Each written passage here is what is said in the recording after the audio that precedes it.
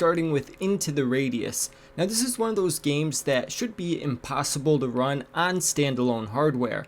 I'm pretty sure the developers are wizards, or at the very least took some classes at Hogwarts, because it has PC VR quality graphics, a massive open world that kind of makes you feel like you're in a Fallout game, and everything you come across could be interacted with. And for me, VR games are all about immersion. So when I'm able to do something like pick up a guitar and play it, or smoke cigarettes, or even do something as simple as check the fireplace in my room, it adds to the overall immersion and shows an attention to detail that is lost on most VR developers. At its core, Into the Radius is a sci-fi survival sim, and it does a good job making the gameplay realistic enough to be enjoyable without being so realistic it's no longer fun.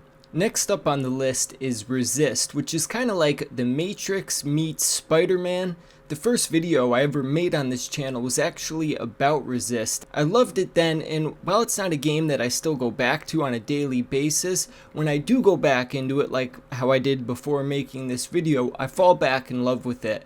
It takes place in a dystopian futuristic city. You play as a girl, Sam, a citizen of that city who joins the resistance to fight against the city's corrupt president.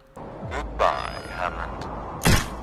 After your first mission goes wrong, you befriend a super intelligent AI who gives you the ability to swing around the city like Spider-Man, and then the rest of the game is spent fighting drones and giant robots, hacking the city's infrastructure, and winning over the residents to the resistance side. Next up on the list is my favorite VR game by far. It's called Contractors, and it may not look like anything special, but it's a game that I've played every single day since I bought it, and I still love it as much to this day as I did years ago. At its core, it's a really good first-person multiplayer shooter. However, there are mods that turn it into Call of Duty in VR, Halo in VR, Clone Wars in VR, and countless other games that you never even dreamed of. I usually hate when someone recommends a game based on mods and not the game itself. However, the difference is that these mods get automatically installed for you when you join a lobby. It's not like you have to connect your VR headset to a computer or anything like that. The Call of Duty maps were actually ported from Call of Duty, the mobile game, so they're perfect replicas, just scaled up. Same goes for the weapons. Like in the Clone Wars mod, you're actually using blasters that shoot lasers, and the lasers follow actual Star Wars laser physics, traveling through the air a lot slower than a traditional bullet. If you've ever been a fan of Call of Duty or Halo or really any first-person multiplayer shooter, I would highly recommend checking it out. Arizona Sunshine 2 is one of my favorite games. It costs $40 and the campaign takes about 4 hours to complete, so a lot of people were upset when it launched, thinking it was overpriced. It's not overpriced, it's expensive. It's expensive, it's not overpriced. My point being, those 4 hours of gameplay are some of the best I've ever experienced in VR. The graphics, the mechanics, the environments were all incredible, but what made the biggest impression on me was the story. If VR games could be nominated for Oscars, Arizona Sunshine 2 would win. I mean, there is a horde style mode that's fun, but I'm really recommending this game for the campaign, which could also be played co-op, which is pretty cool since it's so short, gives you something extra. But if you don't mind spending the equivalent of $10 an hour to play it, definitely recommend checking it out. Next up on the list is No More Rainbows, a first-person platformer that awoke a need for level completion in me that I haven't felt since playing Crash Bandicoot on my PlayStation 2 as a kid. You play as a hell beast who's being bullied by these egg-like creatures who are way too happy all the time. They're going around planting flowers, having picnics. It's very annoying. So you go around each level destroying them and turning the land back into the hellscape it was before they showed up.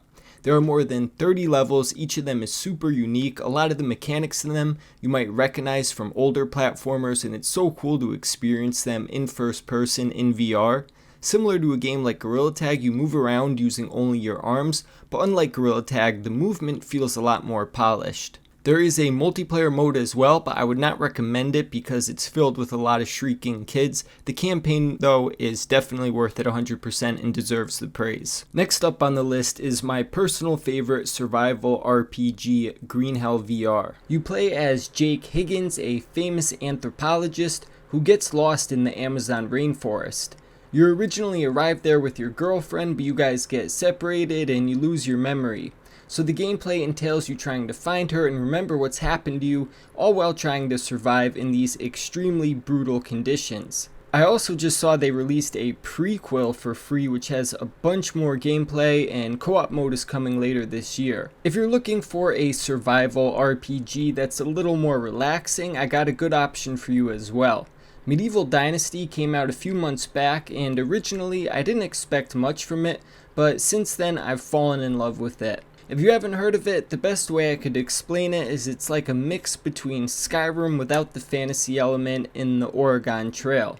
The goal of the game is simple: to survive and build yourself a dynasty. To be clear, you're not sacking castles or anything like that, but you do build yourself a house, raise a family, farm your land, go on quests, and more. It's really one of those games that you go into and before you know it, hours have passed. One of the things that I love about VR is it allows you to do things that you'll never be able to do in real life. In the case of Red Matter 2, that means going into outer space, traveling to multiple planets, and solving a mystery set in place by Cold War era Russians.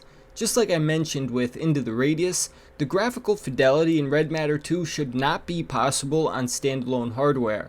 And with environments like this, the whole experience is just mind-blowing.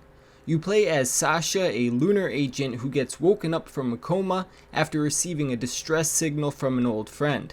After hearing the distress signal, you travel to figure out what happened, and you're met with a bunch of puzzles, attack robots, and more. If you're someone who's ever wondered what it would be like to go to space and appreciates the high quality graphics, I would recommend checking it out. When I first got into VR, I tried to find a military-based, story-driven first-person shooter, and I actually had a lot of trouble.